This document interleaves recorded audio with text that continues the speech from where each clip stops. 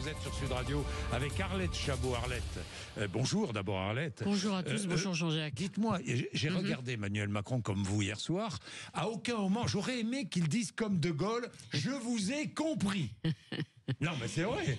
Oui, il a entendu en tout cas les oppositions. Parce que moi, hier, celui qui m'est apparu, c'est un peu... Vous savez, j'ai pensé à l'image, la photo diffusée par l'Élysée il y a quelques semaines. On voyait le bras du président. Vous savez, il y avait le gant de boxe sur la main et puis le biceps qui apparaissait, c'est-à-dire l'homme qui combat. Ben, c'était le boxeur qui était là hier soir, et qui donnait des coups.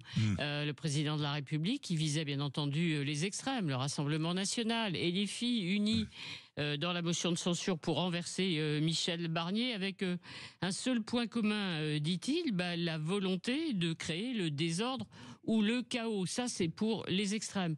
Deuxième visée, elle est complice de cette opération, c'est-à-dire ceux qui gouvernaient autrefois. On a compris, les socialistes, il y en a un qui était particulièrement dans les lignes de tir du président, si j'ose dire, François Hollande, bien entendu. Voilà, vous-même, vous soupirez.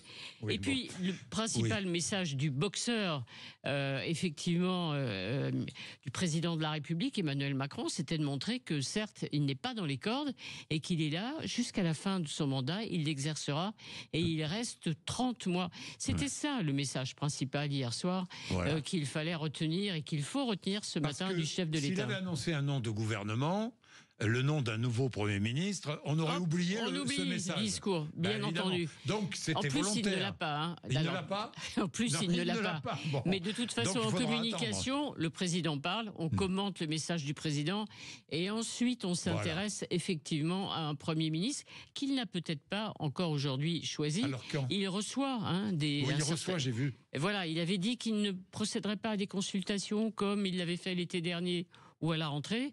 Eh bien non, finalement, il écoute, il va consulter. D'ailleurs, pouvait-il refuser, puisque les partis le lui demandaient. Alors, il consulte quand même des socialistes jusqu'au LR. Ça veut dire qu'il est peut-être en train de composer une nouvelle, enfin pas une nouvelle majorité, mais une coalition. C'est surtout le gouvernement d'intérêt général, c'est ça qu'il propose. C'était ça. Ça ne veut rien dire, aussi, un gouvernement d'intérêt général.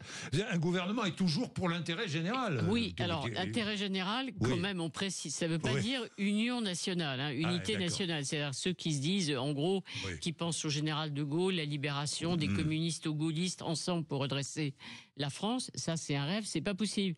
Parce que dans son gouvernement d'intérêt général, il enlève évidemment les extrêmes, le Rassemblement national, mais ça tombe bien, puisque personne ne veut gouverner avec eux.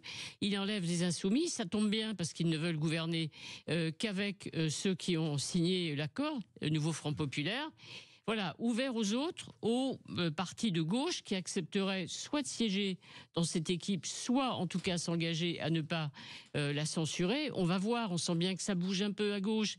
Ils ont envie, les écologistes, les communistes et une partie des socialistes, de se détacher des insoumis. On va voir cette fois si ça marche, parce que c'est pas la première fois. C'est depuis 2022, après ne pas avoir gagné les législatives, on va le dire comme ça, le président proposait déjà de gouverner avec la boussole de l'intérêt général.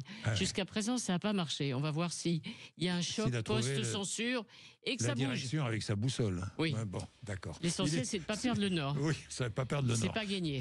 Merci Arlette Chabot.